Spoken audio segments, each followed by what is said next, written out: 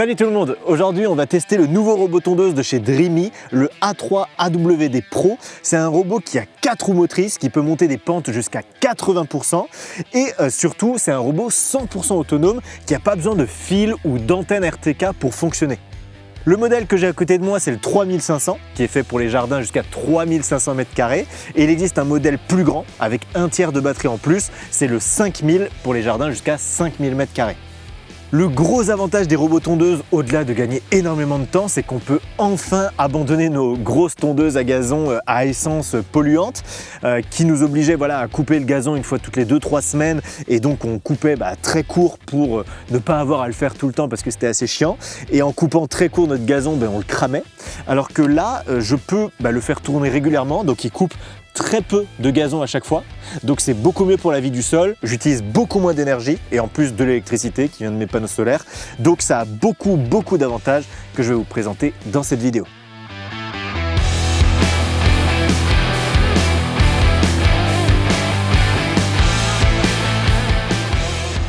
Dans le carton, on retrouve le robot tondeuse, sa station de recharge et 18 lames de rechange. Comme je le disais en introduction, plus besoin de fil ou d'antenne RTK pour que le robot se géolocalise. Donc on a très peu d'éléments et l'installation se fait vraiment en 2 minutes top chrono.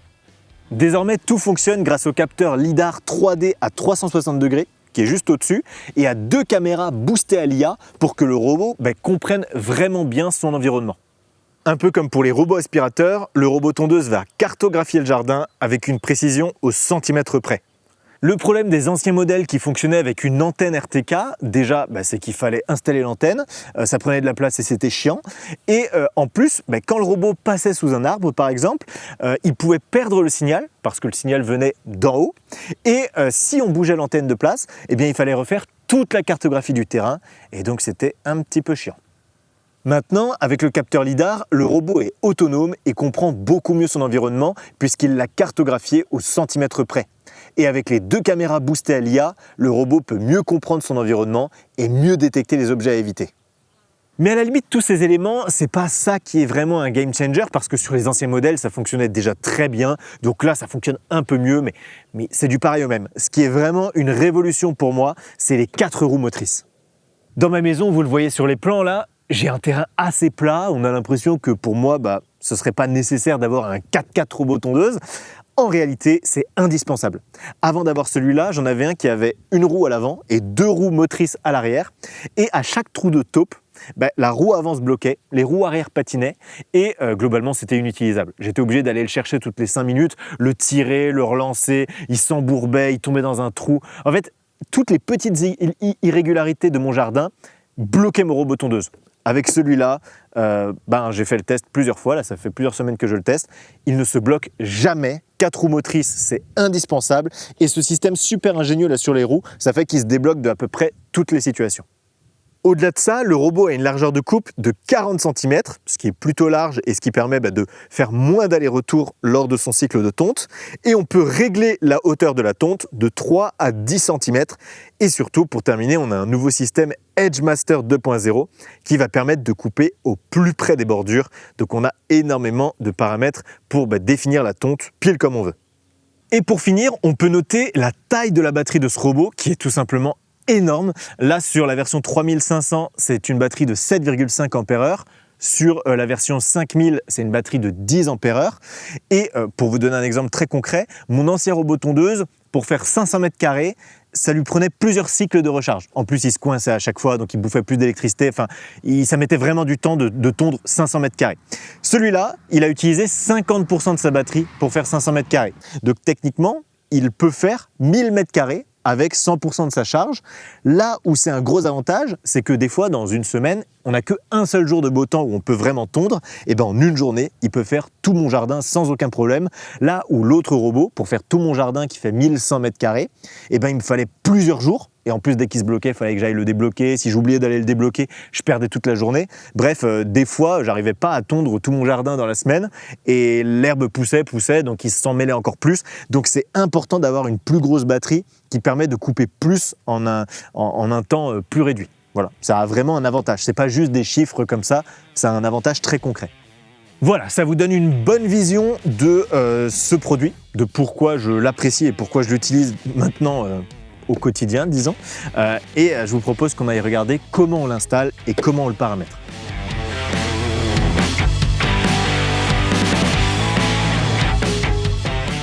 Pour que le robot tondeuse fonctionne de façon optimale, il faut que l'herbe ne fasse pas plus de 10 cm de hauteur. Un robot tondeuse, c'est vraiment fait pour entretenir un gazon et pas pour couper des hautes herbes qui font 40 cm. Je vous dis ça parce que moi, j'ai essayé de l'emmener dans mes hautes herbes là, qui font 40-50 cm de hauteur. Ça marche pas. Il n'est pas assez puissant. Voilà, abandonné l'idée. J'ai fait appel à mon voisin, mon voisin paysagiste. Il m'a coupé l'herbe avec une grosse tondeuse, voilà, et maintenant je peux configurer mon robot tondeuse qui va venir entretenir en coupant quelques centimètres de pelouse chaque semaine. Mais voilà, il faut penser à ça, une bonne tonte d'abord et ensuite un entretien avec le robot. Une fois que notre pelouse est bien préparée pour accueillir notre robot tondeuse, on peut visser la base de recharge dans la terre en laissant bien 1 mètre de chaque côté pour que le robot puisse venir s'y garer plus facilement. Ensuite, on vient télécharger l'application Dreamy Home qui va nous permettre de contrôler notre robot tondeuse qui est d'ailleurs sécurisé par un code PIN pour que personne ne puisse le voler. Sur l'application, j'ai mon robot, je vais venir créer une carte. Hop, là, Bluetooth connecté, j'ai ma carte, je vais pouvoir la modifier. Et en fait, ici, quand je fais définir une nouvelle zone, le robot va sortir de sa base et je vais avoir 2 choix. Le premier choix, ça va être de le laisser automatiquement faire le tour de mon jardin et cartographier l'ensemble de tout ce qui est en pelouse. Avec ses caméras, il sait détecter quand il y a de la pelouse ou du gravier ou autre chose. Mais moi, je vais plutôt prendre la deuxième option, c'est le faire en mode manuel parce que j'ai juste envie de cartographier ce petit coin que je n'ai pas encore fait et je le rajoute à ma carte déjà existante. Bon, là, il met un petit temps à se repositionner, mais dans quelques secondes, je vais le contrôler, je vais faire le tour et je vais rajouter ça à la carte. Vu qu'il n'y a pas d'antenne RTK qui envoie le signal par au-dessus, je peux le passer un petit peu sous la maison sans aucun problème parce qu'avec son capteur lidar et ses caméras, il va quand même pouvoir comprendre le chemin plus tard quand il devra le refaire. Juste que je fasse attention à ne pas abîmer le robot. Et voilà, comme ça il peut vraiment tondre au plus près. Là, j'ai fait retourner mon robot au point de départ, donc si je fais confirmer, hop, ça ferme la délimitation et j'ai ma nouvelle zone qui a été créée. Dans l'application, je vais pouvoir la renommer, la catégoriser, faire tout ce que je veux. Mais voilà, ça met un petit peu de temps à charger, mais dans pas longtemps, voilà, j'ai ma nouvelle zone qui a été créée, terminée. Et on fait bien terminer la carte pour enregistrer tout ça. Et en quelques minutes, j'ai ma nouvelle carte et ma nouvelle zone.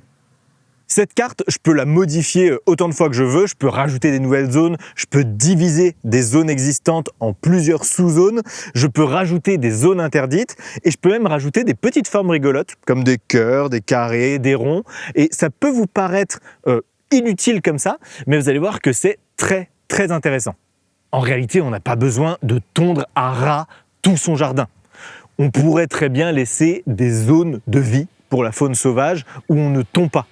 Donc rajouter quelques zones avec des formes un peu rigolotes dans laquelle la vie sauvage peut évoluer, que ce soit des insectes ou des petits animaux, je trouve pas ça déconnant. Et pareil, le long de mes haies, j'ai pas besoin que mes bordures soient parfaites, je vais mettre des zones interdites le long de toutes mes haies pour laisser pareil plus d'espace à la faune sauvage.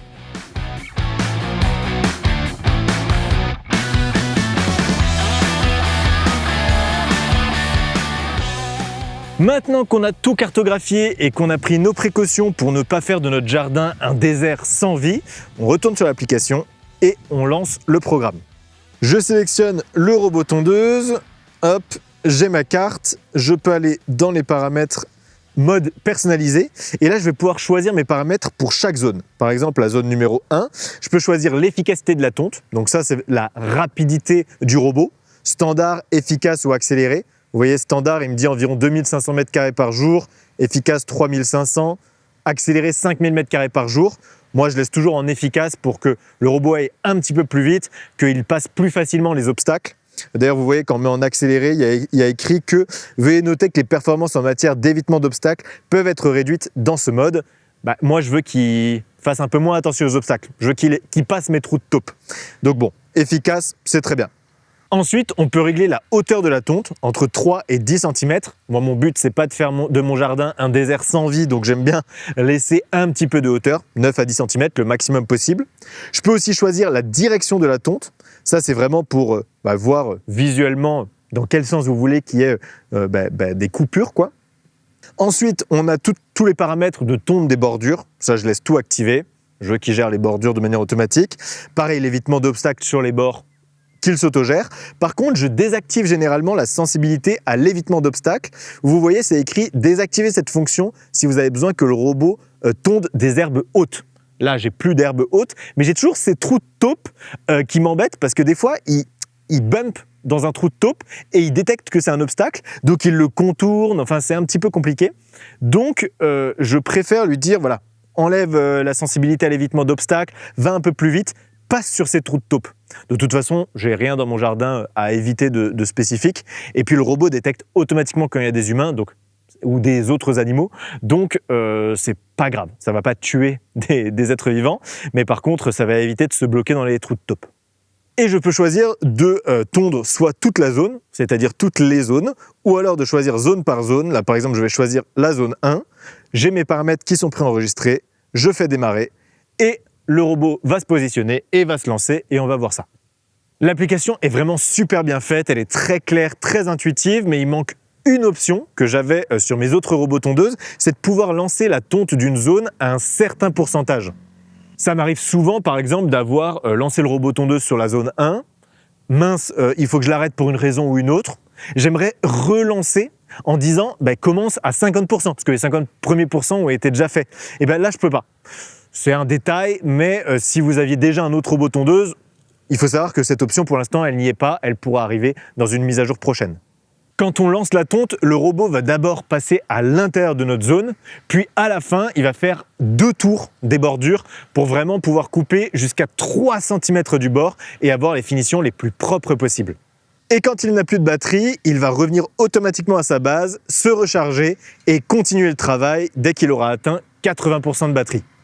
Le robot est extrêmement silencieux et surtout, il ne se bloque jamais. C'est vraiment un game changer pour moi. C'est 4 roues motrices, je le répète beaucoup, mais même sur un terrain plat, à cause des trous de taupe, eh bien, j'ai été obligé d'avoir un robot tondeuse un petit peu puissant. Beaucoup de gens dans les commentaires vont me dire « Mais t'as qu'à tuer les taupes en mettant des pétards dans les trous et tout ». Mon objectif, c'est de ne pas tuer la faune sauvage. Donc, avoir un robot tondeuse qui peut passer malgré les trous de taupe et surtout, s'il y a une taupe qui vit, la détecter avec les caméras et l'évitement d'obstacles pour ne pas la tuer et ne pas la tondre, c'est plutôt un bon bonus. Voilà. Donc je suis plutôt content de ce robot pour respecter du mieux que je peux la vie sauvage qu'il y a dans mon jardin. Et puisque le robot a 2 caméras de bonne qualité avec un logiciel boosté à l'intelligence artificielle, autant utiliser tout ce système pour surveiller la maison en mon absence. Le robot peut détecter des humains, m'envoyer une alerte avec une photo et me laisser avoir accès aux caméras pour observer la situation. En gros, j'ai un chien de garde connecté et c'est vachement pratique. Et ce chien de garde, il faut aussi noter qu'il est certifié IPX6, ce qui veut dire qu'on peut le nettoyer au jet d'eau, c'est pratique. En conclusion, c'est vraiment un excellent robot tondeuse. Ses 4 roues motrices et son système de guidage autonome marchent super bien. L'autonomie de la batterie est vraiment ultra confortable. Je peux tondre toute ma maison presque en une batterie, en une recharge. Donc ça me fait gagner énormément de temps. Et l'application qui va avec fonctionne très bien. On peut vraiment régler les paramètres très précisément. Elle est mise à jour régulièrement, donc on va pouvoir avoir d'autres paramètres sûrement dans le futur. Donc pour moi, je vois aucun point négatif à ce robot. Si vous en trouvez, dites-le moi dans les commentaires de la vidéo. Vous l'aurez compris, c'est le robot tondeuse le plus haut de gamme de chez Dreamy, donc on est aussi sur un prix haut de gamme avec le AWD Pro 3500 à 2599 € et le 5000 à 2999 €. L'appareil est garanti 3 ans avec une extension de garantie de 1 an pour 79 € supplémentaires.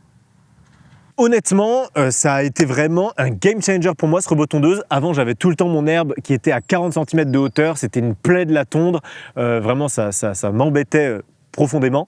Ce robot va apporter une solution à mon problème, je vais continuer de le tester et voir si sur le long terme, j'en suis toujours aussi content. Mais bon, c'est assez prometteur. N'hésitez pas à me dire ce que vous en avez pensé dans les commentaires de cette vidéo et allez checker la description si ça vous intéresse. Je vous ai mis tous les liens pour l'acheter avec des codes promo, avec des offres spéciales. Donc voilà, n'hésitez pas à aller y jeter un œil. Merci d'avoir regardé cette vidéo jusqu'à la fin et à très vite sur cette chaîne YouTube. C'était Julien, ciao!